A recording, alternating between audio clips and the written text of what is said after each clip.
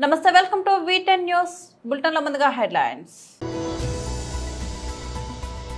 19 ఏళ్ల వయసులో రష్మిక తొలి ఆడిషన్.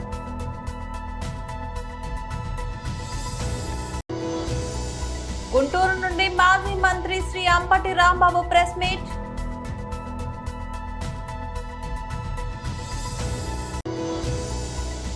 లంచం తీసుకుంటూ ఏసీబీకి పట్టుబడ్డ మేడ్చల్ ఏఎస్ఐ మధుసూదన్ రావు. శ్రీ సత్యసాయి జిల్లా మార్గండి అని సోషల్ మీడియాలో వైరల్ అవుతున్న పోస్టర్లపై స్పందించిన సామకోటి ఆదినారాయణ. పుష్ప సినిమాతో ఒక్కసారిగా పాన్ ఇండియా స్టార్ అయిపోయిన రష్మిక మందన 19 ఏళ్ల వయసులో హాజరైన ఓ ఆడిషన్ కు సంబంధించిన వీడియో ఒకటి వెలుగులోకి వచ్చి అభిమానులను కట్టిపడేస్తోంది. 2014లో కాలేజీ రోజుల్లో ఫ్రెష్ ఫేస్ కాంపిటీషన్ విజేతగా నిలిచిన రష్మిక 2016లో తెరంగేట్రం చేసింది. 2017లో సహా నటుడు రక్షిత్ శెట్టితో ఎంగేజ్మెంట్ అయిన వ్యక్తిగత కారణాలతో 2018లో అది రద్దయింది. 2018లో చెలో సినిమాతో తెలుగు చిత్ర పరిశ్రమలో కాలు మోపిన రష్మిక ఆ తర్వాత గీతా గోవిందం, సర్లేరు నీకెవరు, సీతారామం, పుష్ప వంటి సినిమాలతో తనకంటూ ఓ ప్రత్యేక స్థానాన్ని సంపాదించుకుంది. ఆ తర్వాత దక్షిణాదిలోని పలు భాషల్లోనూ సినిమా చేసింది. 2022లో గుడ్ బై సినిమాతో బాలీవుడ్ లోనూ అడుగుపెట్టింది. ప్రస్తుతం ఆమె Pushpa, the rule, Kubera, rainbow, the girl friend, Chhaava, Sikandar వంటి సినిమాలు చేస్తుంది. తాజాగా వైరల్ అవుతున్న రష్మిక తొలి ఆడిషన్ వీడియో క్లిప్ లో ఆమె తనను తాను పరిచయం చేసుకుంటూ తన వయసు 19 ఏళ్లని కాలేజీ చేస్తున్నా అని చెప్పుకొచ్చింది. ఆ సమయంలో కొంత ఉద్వేగంగా కనిపించింది. కన్నడలోని మాట్లాడాలని నిర్వాహకులు కోరగా రష్మిక కొంత తడబడింది. నాకు అర్థం కాలేదు, నేను చేయలేను అని చెప్పుకొచ్చింది. గుంటూరు నుండి మాజీ మంత్రి శ్రీ అంబటి రాంబాబు ప్రెస్ మీట్ నిర్వహించారు. ఆ క్రైమ్ రిజిస్టర్ అయిన తర్వాత అది కూడా 307 సెక్షన్ ఇంకా other sections non bailable sections మీద ఒక క్రైమ్ రిజిస్టర్ అయింది. తర్వాత చంద్రబాబు నాయుడు గారు దాని మీద యాంటిసిపేటరీ బెయిల్కి వెళ్ళడం జరిగింది. యాంటిసిపేటరీ బెయిల్ కూడా హైకోర్టు వారు శాంక్షన్ చేయడం జరిగింది. ఆ కేసు ఇన్వెస్టిగేషన్లో ఉన్నటువంటి దశ. ఇందులో ప్రభుత్వం మారింది. చంద్రబాబు నాయుడు గారి నాయకత్వంలో ఉన్నటువంటి కూటమి ప్రభుత్వం అధికారంలోకి వచ్చింది. అధికారంలోకి వచ్చిన తర్వాత ఇవాళ పత్రికల్లో చూసాం, ఈ కేసు ఆ రోజున అంగళ్ళ మార్కెటింగ్ కమిటీ మాజీ చైర్మన్ డిఆర్ ఉమాపతి రెడ్డితో కంప్లైంట్ ఇవ్వడం జరిగింది. ఆయన కంప్లైంట్ ఇచ్చారు. ఈ కేసు ఏంటో కొద్దిగా పూర్వపురాలకు వెళ్తే, చంద్రబాబు నాయుడు గారు ముదివేడు సమీపంలో 750 కోట్ల రూపాయలతో నిర్మిస్తున్నటువంటి ఒక రిజర్వాయర్కి సంబంధించినటువంటి అంశంలో ఆయన ఎన్జిటికి వెళ్ళి అక్కడ స్టే తీసుకొచ్చారు. దాన్ని సందర్శించాలి అనేటువంటి ఉద్దేశంతో ఆయన పెద్ద ఎత్తున నాయకుల్ని, బలగాల్ని తీసుకుని వెళ్తున్నప్పుడు ఘర్షణలు జరిగాయి. ఆ ఘర్షణ సందర్భంలో పోలీసుల్ని కొట్టేటటువంటి కార్యక్రమం చేశారు. వైఎస్ఆర్ కాంగ్రెస్ పార్టీ కార్యకర్తలను కొట్టేటటువంటి ప్రయత్నం చేశారు. ఒక పోలీస్ అధికారికి, ఒక పోలీస్కి అధికారో లేకపోతే ఆయన కానిస్టేబుల్, ఆయనకు గాయం కూడా అయింది. వీటిని పురస్కరించుకొని అప్పుడు ఉమాపతి రెడ్డి గారు ఇచ్చినటువంటి కంప్లైంట్ని ఆధారంగా చేసుకొని 20 మంది మీద 307 మరియు ఇతర సెక్షన్స్తో కేసు నమోదు చేశారు. జనరల్గా కేసు నమోదు చేసిన తర్వాత దాని యొక్క న్యాచురల్ కోర్స్ ఏంటంటే ఇన్వెస్టిగేషన్ చేస్తారు, ఆ తరువాత ఛార్జ్షీట్ ఫైల్ చేస్తారు, కోర్టులో విచారణ జరిగిన తర్వాత దానిలో వాస్తవాలు ఉంటే శిక్షిస్తారు, లేకపోతే లేదు. ఇది అందరికీ తెలిసినటువంటి ప్రొసీజర్. కానీ చంద్రబాబు నాయుడు గారికి అధికారం వచ్చిన తర్వాత ఆ పోలీస్ యంత్రాంగాన్ని దుర్వినియోగం చేసేటటువంటి కార్యక్రమంలో ఇవాళ ఈ ఉమాపతి రెడ్డి గారికి ఒక నోటీస్ సర్వ్ చేసి ఆయన ఇన్వెస్టిగేషన్కి సహకరించడం లేదు, వాస్తవాలు ఆయన చెప్పడం లేదు అని మీకేసి ఎత్తేస్తున్నాం అనేటువంటి ఒక నోటీస్ ఇచ్చేశారు. ఎంత దారుణం అండి ఇది! ప్రజాస్వామ్య దేశంలో అతను ముఖ్యమంత్రి కావచ్చు, ప్రధానమంత్రి కావచ్చు, ఎంత గొప్పవారైనా కావచ్చు, ఒకసారి కేసు రిజిస్టర్ అయిన తర్వాత అది కోర్టుకు వెళ్ళకోకుండానే దాన్ని పోలీసులు ఇన్వెస్టిగేషన్లోనే క్లోజ్ చేయాలనే ప్రయత్నం చేయటం అనేది అధికారంలో ఉన్నాడు కాబట్టి చంద్రబాబు నాయుడు గారు చేసుకుంటున్నారు.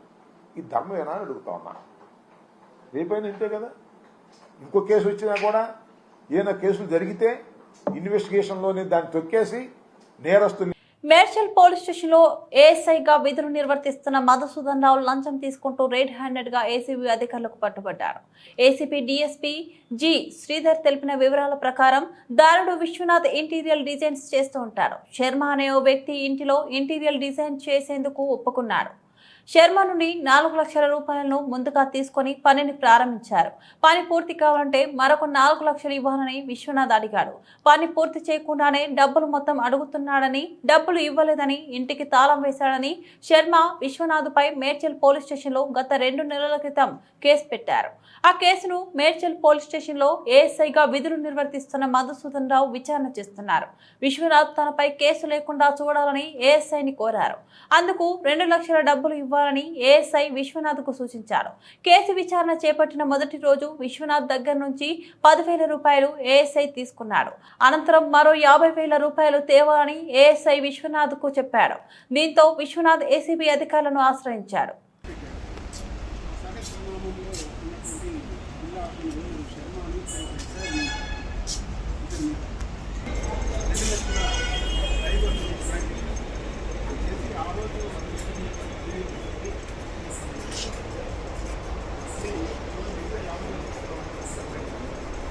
ఉంది అంటే ఇతను ఇంటీరియర్ డిజైన్ వర్క్ చేస్తాడు విశ్వనాథ్ అని మన కంప్లైంట్. ఆ కంప్లైంట్ వీళ్ళ ఇంట్లో ఇంటీరియర్ వర్క్ చేశాడు. 4 lakhs తీసుకుని 4 lakhs వర్క్ చేశాడు. ఇంకో 4 lakhs వర్క్ మిగిలి ఉంది. ఆ పైసలు ఇచ్చాకనే అది మిగతా వర్క్ కంప్లీట్ చేస్తా అని చెప్పేసి అతను చెప్పాడు. ఇతనితో ఆ మిగతా పైసలు ఇవ్వకుండా వర్క్ చేయించుకోవాలని ఇక్కడ ఒక ఎఫ్ఐఆర్ చేశారు పోలీస్ స్టేషన్లో. ఎఫ్ఐఆర్ చేశాక అది ఏఎస్ఐ మధుసూదన్ అని చెప్పేసి అతను ఇన్వెస్టిగేషన్ చేస్తున్నాడు. ఇతను నార్సింగ్లో ఉన్నప్పుడు ఇతని కారుతో సహా ఇక్కడ పోలీస్ స్టేషన్లో తీసుకొచ్చేసి కూర్చోబెట్టేసి అతని దగ్గర ఉన్నట్టు అతని బ్రైబు డిమాండ్ చేసి ఒక 10,000 రూపీస్ కేసు కాంప్రమైజ్ చేపిస్తామని చెప్పేసి ఒక 10,000 రూపీస్ అతని దగ్గర బ్రైబ్గా తీసుకున్నారు ఆ రోజు. కానీ యాక్చువల్లీ 2 లక్షల రూపాయల బ్రైబ్ కావాలని చెప్పి డిమాండ్ చేశారు. అందులో 10,000 ఒక ఇన్స్టాల్మెంట్గా తీసుకున్నాడు. తర్వాత నిన్న సాటర్డే మార్నింగ్ ఇంకొక 50,000 తీసుకురమ్మని చెప్పేస్తే మా దగ్గరకు వచ్చి కంప్లైంట్ ఇచ్చాడు. తర్వాత ఇక్కడ సాయంత్రం వచ్చి మళ్ళీ టైం తీసుకొని వచ్చేసాడు. మండే రోజు వస్తా అని చెప్పేసి ఈరోజు ఏసీబీ ఆఫీస్లో ఎఫ్ఐఆర్ చేసేసి మేము మధ్యాహ్నం ఇక్కడికి వచ్చాము. ఈవినింగ్ రాగానే ఆ కంప్లైంట్ తోటి మాట్లాడేసి పోలీస్ స్టేషన్లోనే వెనకకి తీసుకెళ్ళి ఆ 50,000 రూపాయలు తీసుకున్నాడు. తీసుకోగానే మేము ఇమీడియట్ లోపలికి వచ్చి పట్టుకున్నాము. అతని ఫింగర్స్ కూడా కడిగిపించాము. రైట్ హ్యాండ్ తోటి తీసుకున్నాం కాబట్టి రైట్ హ్యాండ్ ఫింగర్స్కి ఫినాప్థలిన్ టెస్ట్ సక్సెస్ అయింది. తర్వాత ప్యాంటు యొక్క బ్యాక్ ప్యాకెట్లో పైసలు పెట్టుకున్నాడు. ప్యాంటు కూడా కడిగిపించాము. అందులో కూడా ఫినాప్థలిన్ టెస్ట్ సక్సెస్ అయింది. తర్వాత 50,000 కూడా అతని దగ్గర సేమ్ అమౌంట్ అది రికవరీ చేశాము. ఫర్దర్ ఇన్వెస్టిగేషన్ చేస్తున్నాం. ఉన్నతాధికారి ఇన్స్పెక్టర్ పేరు అతను చెప్పాడు ఫోన్లో. అది ఇన్స్పెక్టర్ ఏమి ఇన్వాల్వ్మెంట్ ఉందనేది ఇప్పుడు ఎంక్వైరీ చేస్తాం. విశ్వనాథ్ గారు సరూర్ నగర్లో ఉంటారు. కేసు ఇక్కడ 2 months బ్యాక్ ఇక్కడ ఒక కేసు రిజిస్టర్ అయింది అతని మీద. వాళ్ళు ఆ శర్మ అనే అతను ఏంటంటే నా ఇంట్లో ఇంటీరియర్ వర్క్ చేస్తున్నాడు, మధ్యలో నేను పైసలు బాకీ ఉన్నా అని చెప్పేసి నా ఇంటికి లాక్ వేసుకొని పోయాడు.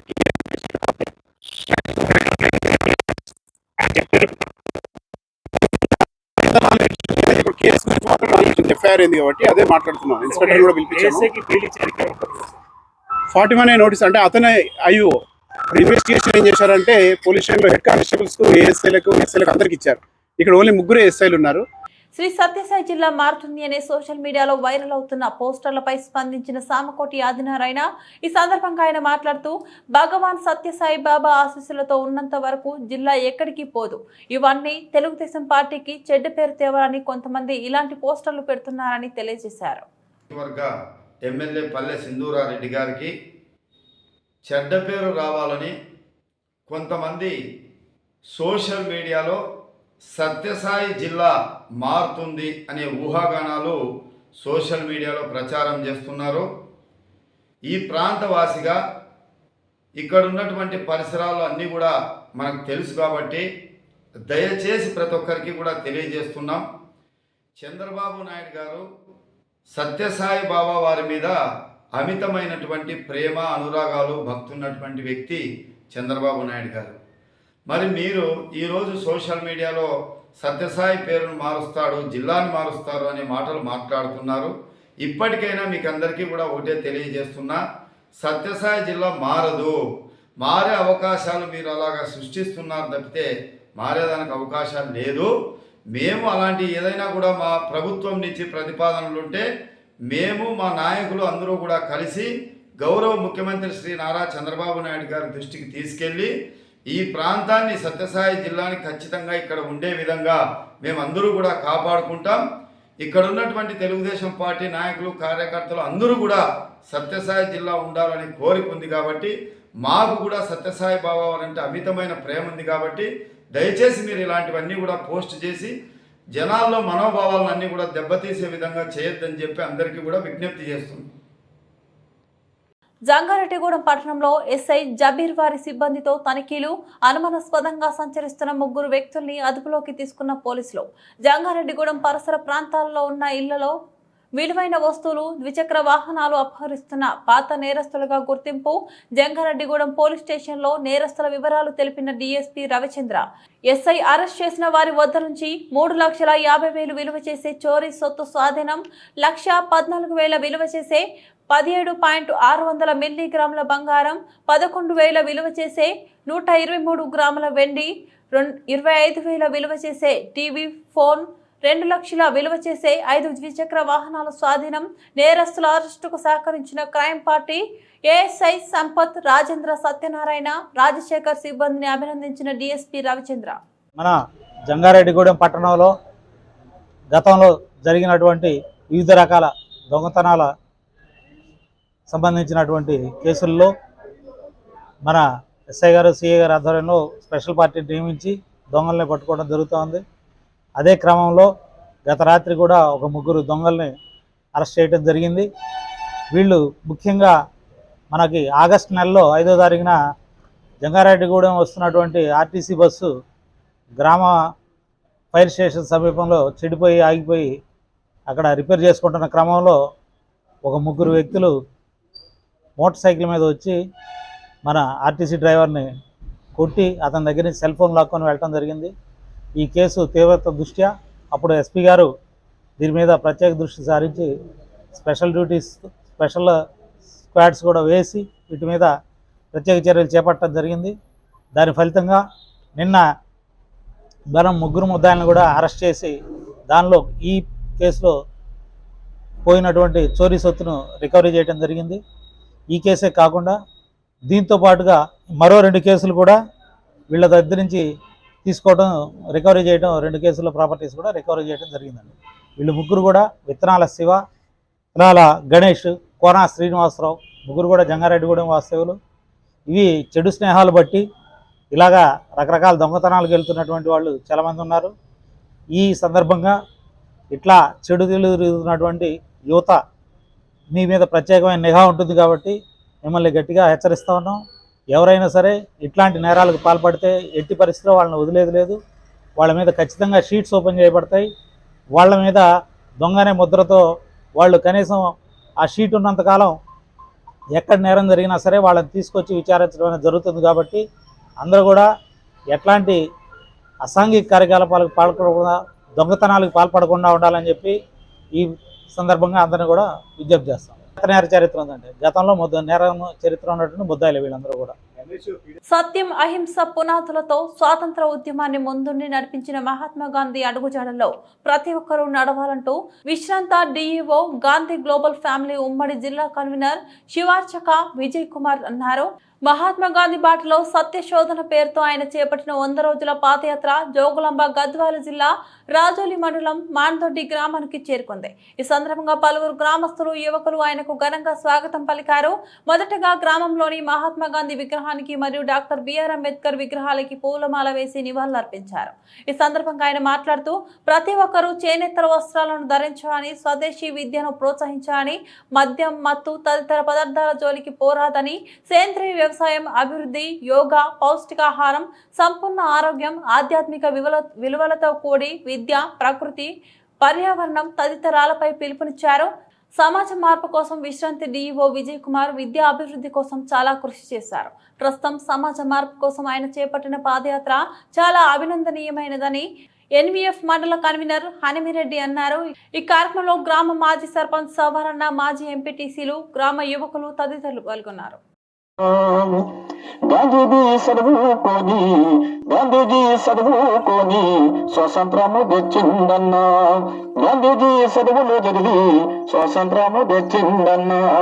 మరికి నన్ను పంపాలయ్యావయ్యో, మరికి నన్ను పంపాలయ్యావయ్యా. అంబేద్కర్ చదువులు చదివి రాజ్యాంగము రాసిందన్నా. అంబేద్కర్ చదువులు చదివి రాజ్యాంగము రాసిందన్నా. బుద్ధుడు చదువులు చదివి లోకజ్ఞానం చేసిందన్నా.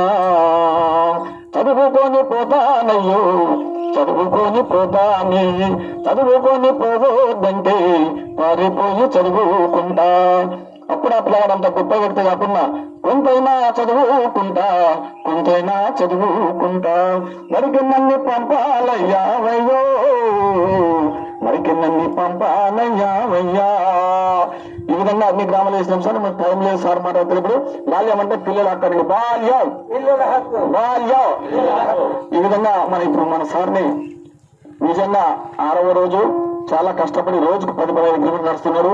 ఎండనక నేను ఇప్పుడు మనం చాలా చిన్న వయసు ఉన్న నన్ను నడవమన్నాడు. ఇంకా చాలా సార్ ఈ రూట్లో వచ్చి నేను అక్కడ నుండి వచ్చిన.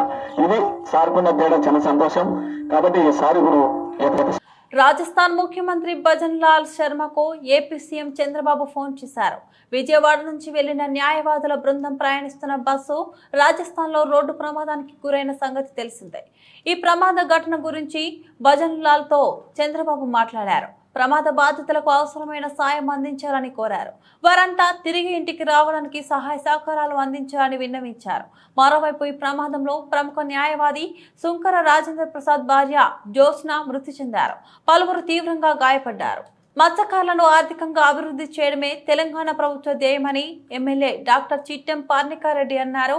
నారాయణపేట జిల్లా కేంద్రంలోని కొండారెడ్డిపల్లి చెరువు వద్ద జిల్లా కలెక్టర్ సిక్తా పట్నాయక్తో కలిసి చెరువులో చేప పిల్లలను వదిలారు.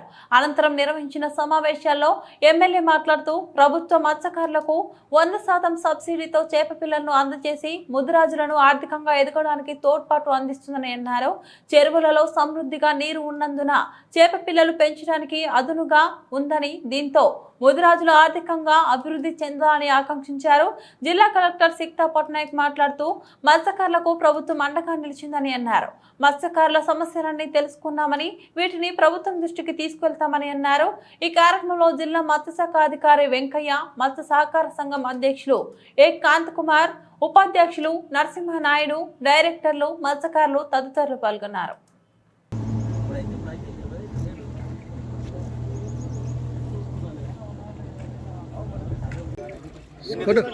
Right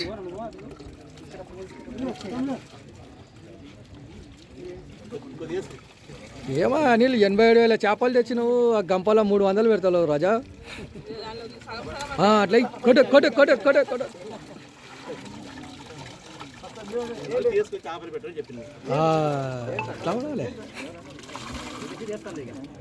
right. అయితే ముఖ్యమంత్రి గారు నారాయణపేటలోనే చెప్పడం జరిగింది. ఏదైతే బీసీడీ నుంచి బీసీఏకి మారుస్తామని కూడా చెప్పడం జరిగింది.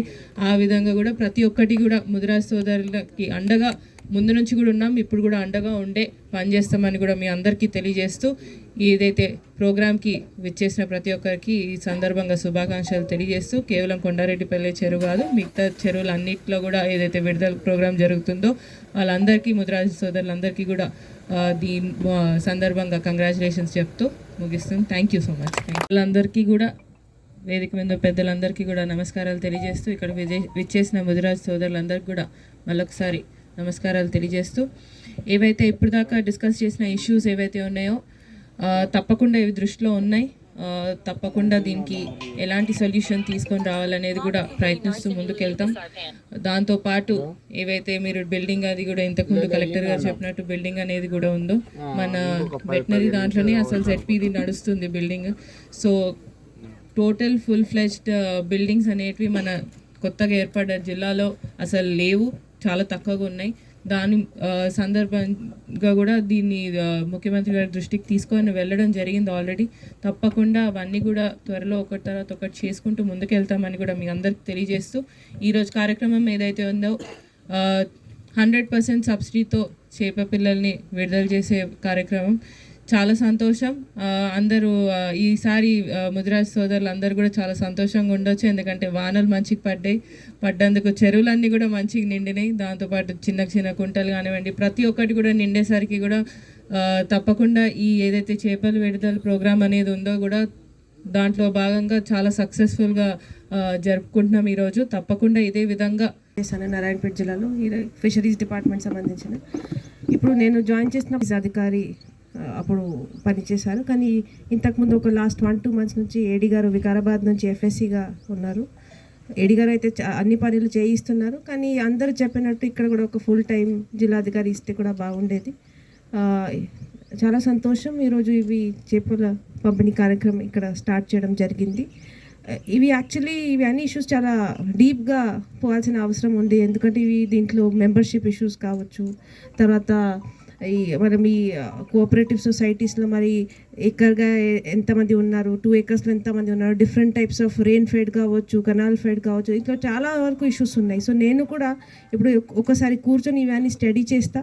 ఈరోజు కూడా చాలా ఇష్యూస్ నాకు తెలిసినాయి. మీరు అందరూ ఇప్పుడు స్పీచెస్ ఇచ్చారు, దాంట్లో సబ్సిడీ గురించి, 100% సబ్సిడీ గురించి, తర్వాత మీ బిల్డింగ్ ఇష్యూస్. గతంలో చాలామంది నాకు బిల్డింగ్ గురించి కూడా అక్కడ జెడ్పీసీఓ కాంప్లెక్స్లో, వెటనరీ కాంప్లెక్స్లో ఒక ఖాళీ బిల్డింగ్ గురించి చాలామంది రిక్వెస్ట్ చేశారు, చైర్మన్ గారు కూడా రిక్వెస్ట్ చేశారు. అది కూడా ఐ థింక్ వెటనరీ వాళ్ళ బిల్డింగ్, అది ఒక వాళ్ళ గోడౌన్ లాంటి ఒక స్టోరేజ్ బిల్డింగ్ ఉంటుంది, దాని గురించి కూడా డిస్కషన్ చేయడం జరిగింది. సో ఎనీహౌ ఈరోజు వచ్చిన తర్వాత నాకు చాలా ఇష్యూస్ తెలిసినాయి. డెఫినెట్లీ ఒకసారి ఏడీ గారు తర్వాత అందరితో కూర్చొని ఇవన్నీ ఇష్యూస్ డీటెయిల్గా స్టడీ చేసేసి మరి ఎట్లా మన నారాయణపేట జిల్లాలో ముందుగా పోవాలని మేము కూడా మా తరఫున గవర్నమెంట్లో కూడా ఇవన్నీ రిక్వెస్ట్ చేసుకుంటూ, కోఆర్డినేట్ చేసుకుంటూ మేము కూడా ప్రయత్నం చేస్తాము. తిరుపతి జిల్లా సత్యవేడు నియోజకవర్గంలో కాంగ్రెస్ పార్టీ కార్యాలయంలో బాలగుర్వం బాబు ప్రెస్ మీట్ నిర్వహించారు. ఈ సందర్భంగా ఆయన మాట్లాడుతూ, కూటమి ప్రభుత్వం అధికారం చేపట్టి 100 రోజులు పూర్తయింది, కానీ అభివృద్ధి విషయంలో తీసుకున్న చర్యలు శూన్యము. ఒక తిరుపతి లడ్డు విషయంలో తీసుకుంటున్న శ్రద్ధ ఆంధ్రప్రదేశ్ అభివృద్ధి విషయంలో ఎందుకు తీసుకోవడం లేదు? ఆనాడు మణిపూర్లో ఆడవారిని నగ్నంగా ఊరేగించి ఆడజాతిని అగౌరవపరిచినప్పుడు నోరు విప్పని ఇదే పవన్ కళ్యాణ్ తిరుమల లడ్డు విషయం మాత్రం ఎందుకింత రాజకీయం చేస్తున్నారు? సనాతన ధర్మం పేరుతో మతాల మధ్య చిచ్చు పెట్టడమేనా మీ ఎన్డీఏ ప్రభుత్వం యొక్క ముఖ్య ఉద్దేశమని ఘాటుగా ప్రశ్నించారు. ఆంధ్రప్రదేశ్ రాష్ట్ర ప్రజలకు, ప్రతి ఒక్కరికి కూడా ఇండియన్ నేషనల్ కాంగ్రెస్ పార్టీ తరఫున తిరుపతి జిల్లా అధ్యక్షుడిగా బాలగురం బాబు అని నేను మీ ముందుకు వచ్చి నమస్కరిస్తున్నాను. ఈరోజు మీ ముందుకు రావడానికి ఒక ముఖ్యమైనటువంటి కారణం ఉంది. ఏంటంటే ఈ దేశంలో ప్రస్తుతం జరుగుతున్నటువంటి అరాజకాలు కావచ్చు,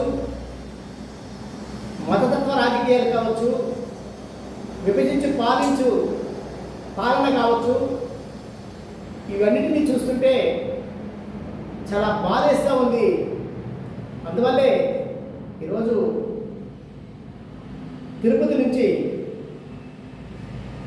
జిల్లా అధ్యక్షుడిగా నేను మీ ముందుకు రావడం జరిగింది. ఇది ప్రతి ఒక్కరూ ఆలోచించాల్సినటువంటి విషయం. మనము మన దేశం ఎటువైపు పోతుంది, మన రాష్ట్రం ఏ పక్క పోతుంది అనేది ఒకసారి ఆలోచించినట్లయితే స్పష్టంగా బీజేపీ ప్రభుత్వం, నరేంద్ర మోడీ గారి ప్రభుత్వం, నరేంద్ర మోడీతో పాటు కూటమిలో ఉన్నటువంటి ఎన్డీఏ ప్రభుత్వాలు అన్నీ కూడా చాలా దౌర్భాగ్యమైనటువంటి దిశగా అడుగులు వేస్తున్నాయని మేము తెలియజేస్తా ఉన్నాం. అరే ఈ దేశంలో బులెటిన్ గురించి ముందు మరోసారి హెడ్లైన్స్ చూద్దాం. 19 ఏళ్ల వయసులో రష్మిక తొలి ఆడిషన్.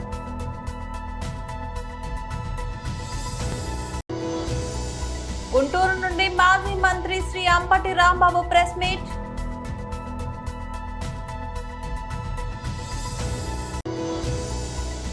లంచం తీసుకుంటూ ఏసీబీకి పట్టుబడ్డ మేడ్చల్ ఏఎస్ఐ మధుసూదన్ రావు.